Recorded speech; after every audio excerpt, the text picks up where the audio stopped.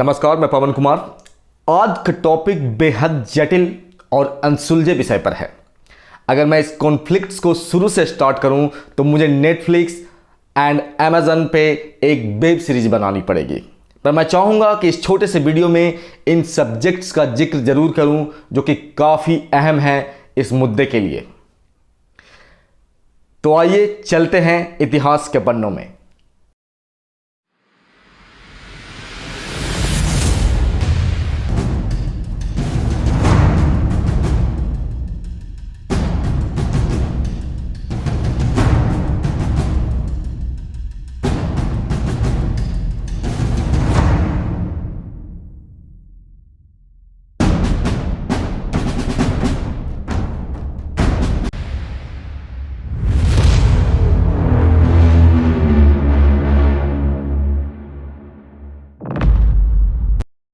अगर दुनिया में सबसे ज्यादा किसी धर्म पर जुर्म हुआ तो वो यहूदियों पे हुआ है, और इसी कारण यहूदी दुनिया भर से अपना धर्म और एग्जिस्टेंस को बचाने के लिए अपने धर्म स्थान जेरूशलम की ओर लौटना शुरू करते हैं।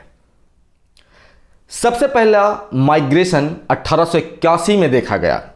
इस समय इजराइल कोई देश नहीं था, बल्कि यहूदी फिलिस्तीन में आकर कई जगह अपना परमानेंट जगह एक्वायर कर यहीं रहने लगते हैं। इस टाइम यहां सारे धर्म के लोग बड़े पीसफुल रहते थे। During world war one British ने फिलिस्तीन को अपने कब्जे में लिया, और इसी दौरान हिटलर की सबसे क्रूर बर्बरता दिखी, जिसमें मिलियंस ऑफ यहूदियों को हिटलर के द्वारा मारा जाता है, जिसे द होलोकॉस्ट भी कहते हैं। यह भयावह समय के बाद जूइस पूरे दुनिया भर से अपने धर्मस्थल जेरूशलम के लिए फिलिस्तीन को रुख करते हैं। चूंकि फिलिस्तीन उस टाइम अंडर ब्रिटिश गवर्नमेंट था, ब्रिटिश यहां ऑब्जेक्शन लगाते हैं कि तुम सब यहां नहीं आ सकते। उस टाइम तक यहां national movement of Israel and national movement of फिलिस्तीन दोनों का उदय हो चुका था। ये दोनों एक दूसरे के कट्टर जानी दुश्मन और खून के प्यासे थे। ये लड़ाई यूं ही चलती रही। वर्ल्ड वॉर 2 खत्म हो गया था और यूएन का गठन भी हो चुका था। अब यहां ब्रिटिश हुकूमत को पीछे हटना पड़ा। ब्रिटिश जाते जाते फिलिस्तीन में भी सेम न सुलझने वाली कॉन्फ्लिक्ट छोड़ गए, जैसा कि हमारे भारत में पाकिस्तान को एक न खत्म होने वाला घाव। यूनाइटेड नेशन पार्टीशन प्लान के तहत 14 मई 1948 में फिलिस्तीन को 2 टुकड़ों में बांट दिया गया और इजराइल फिलिस्तीन बना दिया गया, एंड जेरूशलम सिटी को इंटरनेशनल सेंटर कंट्रोल में रखा जाता है। वैसे मिडिल ईस्ट के कुछ इस्लामिक कंट्री इजराइल को कोई देश नहीं मानते। उन्होंने इस प्रस्ताव को पूरी तरह से नकार दिया था। 1967 में इजराइल ने सीरिया, जॉर्डन और फिलिस्तीन से युद्ध लड़ा, तो उसने पूर्वी जेरूशलम और वेस्ट बैंक पर कब्जा कर लिया, यानी दोनों इलाके जो फिलिस्तीन के पास थे वह इजराइल ने ले लिया। इस मैप को ध्यान से देखिए। इजराइल धीरे धीरे अपना वर्चस्व फिलिस्तीन पे बढ़ाता गया। जहां फिलिस्तीन 50% था आफ्टर पार्टीशन, वहीं अब 15% पे सिमट के रह चुका है।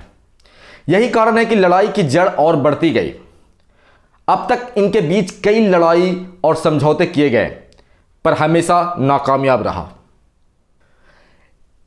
इसी कब्जे को कुछ फिलिस्तीनी हजम नहीं कर पाए, तो उन्होंने अपने को 2 भागों में बांट लिया। वेस्ट बैंक जो कि सेंट्रल में है, और गाजा जो इजिप्ट के साइड में है। इसे गाजा स्ट्रिप भी कहते हैं। यही हमास संगठन है जो इजराइल के खिलाफ है, और यह इजराइल को खत्म करने के पीछे पड़ा हुआ है। अगर दोनों देशों के टेक्नोलॉजी और एजुकेशन को कंपेयर करें तो इजराइल फिलिस्तीन से कई गुना आगे है। कई अरब देश इजराइल को अपना दुश्मन मानते हैं, और ये सब भी इसे खत्म करना चाहते हैं। शायद यही रीजन है कि इजराइल ने अपने को एक कवच से ढक लिया है, जिसे हम आयरन डोम भी कहते हैं। हमास एक साथ सैकड़ों रॉकेट इजराइल पे दागता है, पर यही कवच जिसे हम आयरन डोम कहते हैं उन सारे रॉकेट्स को खत्म कर देता है, जो 90 to 95% कारगर है।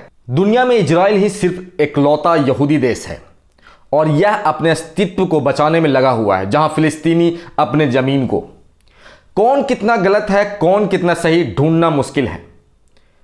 पर जब दोनों तरफ से शस्त्रों का उपयोग होता है तो इसमें लोग ही मरते हैं। इसमें औरतें और मासूम बच्चे भी होते हैं।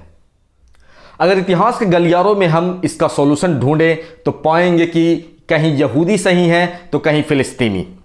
अगर यूएन पार्टीशन संधि से चलें तो फिर वही 100 साल पहले पहुंच जाते हैं।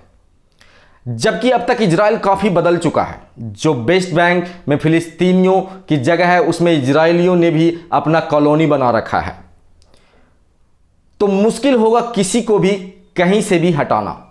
जितना सुलझाने की कोशिश करें उतना उलझता चला जाता है। आप अपने सुझाव मुझे इस कमेंट बॉक्स में दें, आखिर कैसे इस जटिल मुद्दे को सुलझाया जा सके जो दोनों के हित में हो और शांति बनाया जा सके, जिससे मासूमों की जान न जाए। आशा करता हूं इस वीडियो के माध्यम से हमने दोनों देशों के बीच हो रही कॉन्फ्लिक्ट्स को देखा और परखा।